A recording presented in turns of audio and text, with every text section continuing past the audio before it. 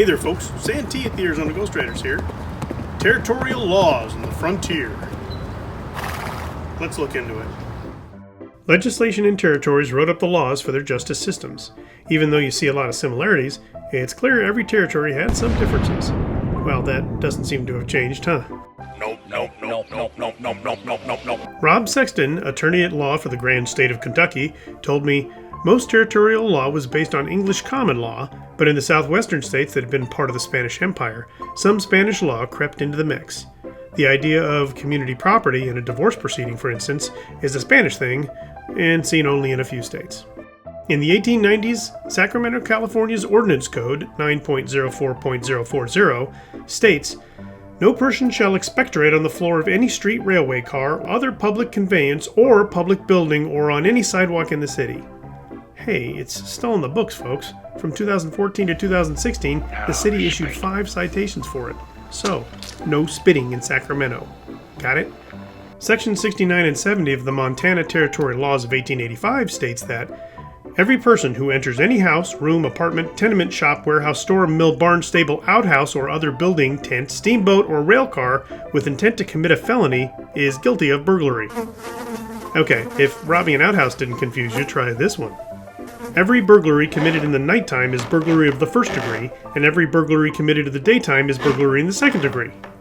Now, this actually goes back to that English common law thing we talked about, when the offense was performed at night. Thank your lucky stars once more for the family solicitor. Burglary in the first degree is punishable by imprisonment in the territorial prison for up to 15 years. The second degree is only 10 years. So, if you're robbing houses in Montana, do it in the daytime. Some of these territories also have laws of what time of year you could brand or mark wild cattle.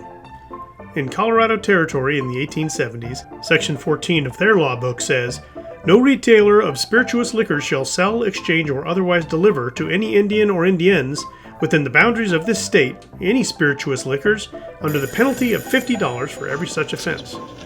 Well, I always thought that law was a Hollywood invention. It is a beautiful day at the Red Pony and Continual Soiree. This is Henry. Hey, if you caught Bob the bartender giving the Native Americans a bottle of tonsil varnish out back and tell the law, you get 25 of that $50. Not bad. In the territory of Nevada, it was unlawful to refuse to be on a posse. Yeah, 30 days in jail and up to $1,000 in fines. I hate posses. Me too, brother. High five. Oh, okay. Of course, we're all familiar with Ordinance Number 9, Section 1 from 1881 Tombstone. Let me take a deep breath. This is a long one.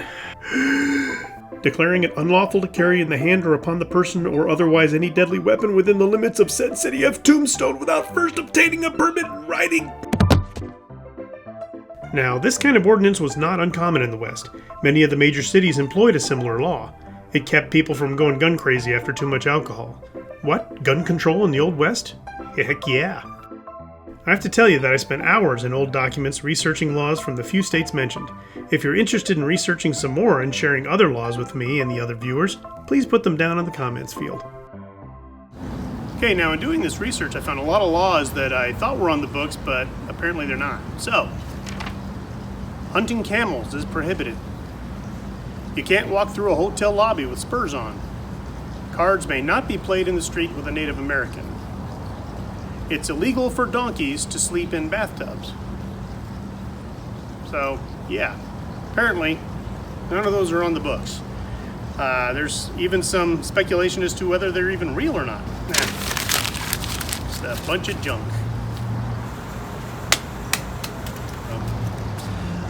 Please like, share, and subscribe, and we'll see you on down the trail.